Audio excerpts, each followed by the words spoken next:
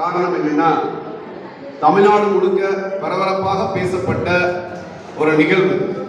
மதுரை மாவட்டத்திலே விமான நிலையம் அருகில் உள்ள சின்ன உடைப்பு கிராமத்தில் எந்த ஒரு ஆதரவும் இல்லாமல் தனித்து விடப்பட்ட நிலையில் குடியிருப்பதற்கு வீடு மிகவும் அவசியமான மனித வாழ்க்கைக்கு தேவையானதை மத்திய மாநில அரசுகள் பறிக்கும் நோக்கில் அதை பறிக்க முயற்சிக்கும் போது அதை தடுப்பதற்காக அங்கே திரண்ட சமூக சகோதரிகள், அங்கே வாழ்ந்த மக்கள், அந்த நிகழ்வுக்கு ஆதரவு தெரிவித்து அங்கே வந்திருந்து உடன் போராடிய சமூக நல அத்தனை அமைப்புகள் இந்த தகவல்கள் எல்லாம் ஒன்று திரட்டி அதை நீதிமன்றத்திற்கு எடுத்து சென்று ஒரே நாளிலேயே அதை உயர்நீதிமன்றத்தில் பதிவு செய்து நம்பராக்கி அன்றே விசாரணை செய்து அதற்கு தடை ஆணை வாங்கி கொடுத்த, அதற்கு கதாநாயகனாக இருந்த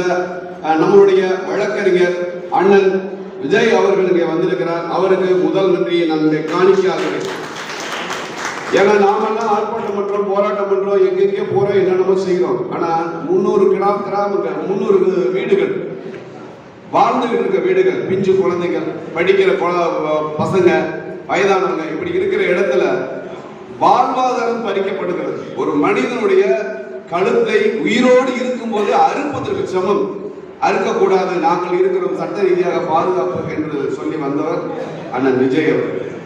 அதே போல நம்ம என்னதான் பேசினாலும் என்னதான் செயல்பட்டாலும் பொது வெளியில, அதாவது மீடியா அப்படின்னு சொல்லி எடுத்துக்கிட்டோம்னா, அதாவது தினசரி பத்திரிகையாளர்களாகட்டும், தொலைக்காட்சிகளாகட்டும், தேவேந்திர குல வேளாளர் மக்கள் ஒற்றுமையாகவோ அல்லது சிறப்பாகவோ இயங்கினால் அதை செய்தியாக போட மாட்டார்கள்.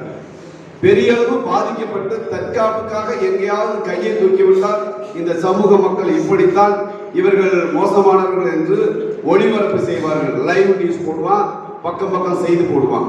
அப்படியாப்பட்ட சூழ்நிலையில தங்களுக்கு தெரிந்த மொபைல் போனோ கேமராவை வச்சுக்கிட்டு 4 மணி நேரம் 5 மணி நேரம் ஒரு கூட்டம் நடந்தாலும் அங்கே வந்து தங்களுடைய அத்தனை பணிகளையும் விட்டு நம்ம சமூக மக்களுக்கும் பொது சமூக மக்களுக்கும் மீடியா வாயிலாக கொண்டு சென்று எல்லா தகவலையும் சேர்த்து கொண்டிருக்கக்கூடிய, இங்க இருக்க தனித்தனியா பேர் சொல்ல விரும்பல, ஒட்டுமொத்த மீடியாவுக்கும், இங்க வராத மீடியாவுக்கும் சேர்த்து என்னுடைய 2வது நன்றியை நான் பதிவு செய்ய கடமைப்பட்டிருக்கிறேன். 3வதாக, சமூகம் தொடர்ந்து பாதிக்கப்பட்டது.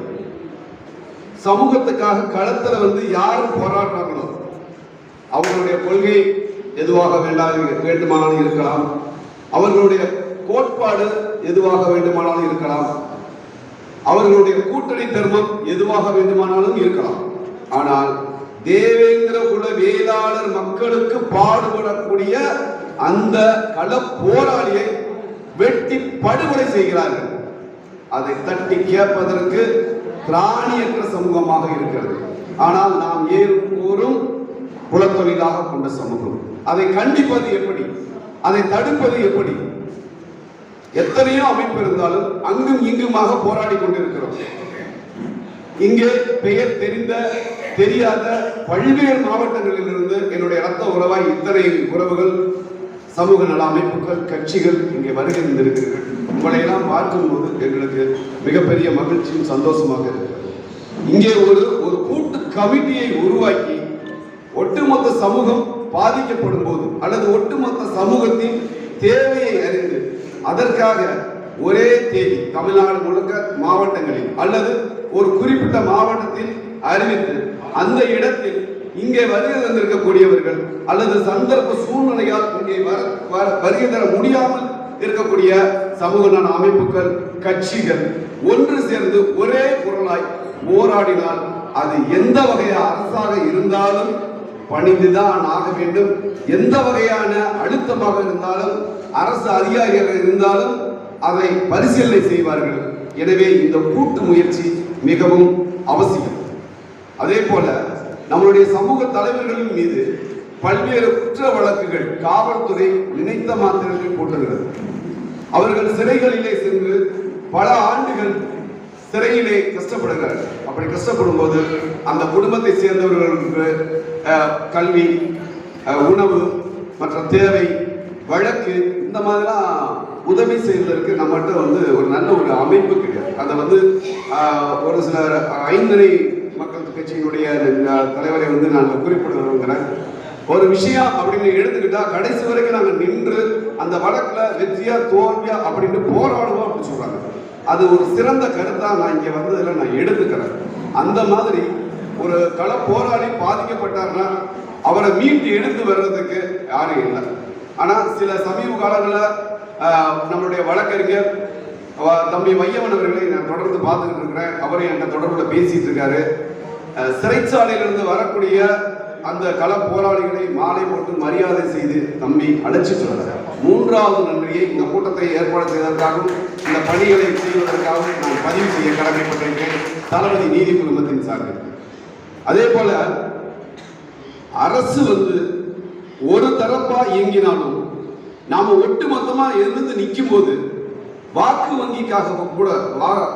வங்கிக்காகவாவது அவர்கள் நம்மளுடைய கோரிக்கைகளை பரிசீலனை செய்வார்கள். தனித்தனியாக நெல்லிக்காய் மூன்றை போல சிதறண்டு கிடந்தோம் என்றால் நம்மளுடைய கோரிக்கை வென்று எடுப்பதற்கு பல ஆயிரம் ஆண்டுகள் கூட கடக்கும். ஆகையினால் நீங்கள் தயவு செய்து ஒரு ஒற்றுமைக்குள் வாருங்கள். அதே மாதிரி ஒரே மாவட்டத்தில் பல்வேறு அமைப்புகள் இருக்கலாம், ஒன்றுக்கு மேற்பட்ட சில அமைப்புகள் இருக்கலாம். நான் வந்து ஒரு போராட்டத்தையோ ஆர்ப்பாட்டத்தையோ முன்னெடுக்கிறேன்னா அருகாமையில் இருக்கக்கூடிய ஒத்த கருத்துள்ள அமைப்புகளை ஒன்று சேர்த்து நடத்த வேண்டும். நான் தான் பெரியார், நான் மட்டும்தான் நிற்பேன், மற்ற அமைப்புகளை வந்து நான் வந்து அழைக்க மாட்டேன் அப்படின்றது நம்ம தலையில நம்மளே கொல்லிக்கட்டை வச்சு புரிஞ்சுக்கிறதுக்கு சமம். அங்க என் பேச்சு மட்டும்தான் எடுபடணும், என் பேர் மட்டும்தான் வரணும் அப்படின்ற தான் என்ற வீம்பு அகம்பாவம் நமக்குள்ளே முதலில் எனக்குள்ளே இருக்கிறது. அதை நான் வேரோடும் வேரடி மண்ணோடும் என்னிடம் இருந்து பிடுங்கி எரிந்து விட்டு அவர் சமூக ஆர்வலர், சமூகத்துக்காக அரசியல் அமைப்பு வச்சிருக்கிறார், கட்சி வச்சிருக்கிறார் என்றால் அந்த நம்ம செய்யக்கூடிய அந்த நிகழ்வுக்கு அவர் ஒத்த கருத்தா அவரை அழைத்து அந்த இடத்திலே நடத்தினால் ஒரு 10 பேர் இருக்கிற இடத்துல 50 பேர் ஆகும், 50 பேர் இருக்கிற இடத்துல 500 பேர் ஆகும். இந்த 500 பேர் சொல்லும் போது முதலில் மறுத்த ஊடகங்கள், பத்திரிகைகள் இதை செய்தியாக்கும், அரசுக்கு வந்து ஒரு அழுத்தத்தை கொடுக்கும். ஆக இந்த மனநிலையை நாம் எல்லோருமே வளர்த்துக் கொள்ள வேண்டும் என்று கேட்டு நீண்ட நேரம் எடுத்துக்கொள்ள வேண்டாம் என்ற காரணத்தில் மற்றவர்கள் பேச வேண்டும் என்றால் எனக்கு வாய்ப்பளித்த அத்தனை பேருக்கும் நன்றி கூறி, அதற்கு முன்னால் எங்களுக்கு முன்மாதிரியாக நாங்கள் சமூகத்திற்கு வருவதற்கு முன்னாடியே இதே மதுரை மண்ணிலே தமுக்கத்திலே கருஞ்சட்டை புலிகள் என்று வைத்து மிகப்பெரிய மாநாடை நடத்திய முன்னாள் சட்டமன்ற உறுப்பினர் மதிப்புக்கும் மரியாதைக்குரிய எங்கள் அண்ணன் சுர்கா முருகராஜன் அவர்களுக்கு நன்றியையும் வாழ்த்துக்களையும் பதிவு செய்ய கடமைப்பட்டுள்ளோம். அவர் சட்டமன்றத்தில் செய்த பணிகள் எல்லாம் வரலாற்றில் பொன் எழுத்துக்களால் பதிக்கப்பட வேண்டியவை. அவரும் இங்கே வந்திருக்கிறார். அதே போல வரலாறுகளை யூடியூப் சேனல் மூலமாக பலருக்கும் சவாலுடன் விதத்திலே தொடர்ந்து தன் குடும்ப சூழ்நிலையை தாண்டி போராடி கொண்டிருக்கிற என் அருமை சகோதரர் தம்பி கரிகாலன் மல்லன் அவர்களை போன்றவர்களுக்கெல்லாம் அங்கே இருக்கக்கூடிய சமூக ஆர்வலர்கள் ஒத்துழைப்பு கொடுக்க வேண்டும். நான் கொடி பிடிக்க முடியாது, நான் கோஷம் போட முடியாது, நான் ஆர்ப்பாட்டம் பண்ண முடியாது, நான் வழக்கு வாங்க முடியாது. ஆனால் எனக்கு சமூக ஆர்வம் இருக்கும் என்றால் இது போல போராடக்கூடியவர்களுக்கு நீங்கள் முதுகு தண்டாக பின்மூலமாக இருந்து உதவ வேண்டும்.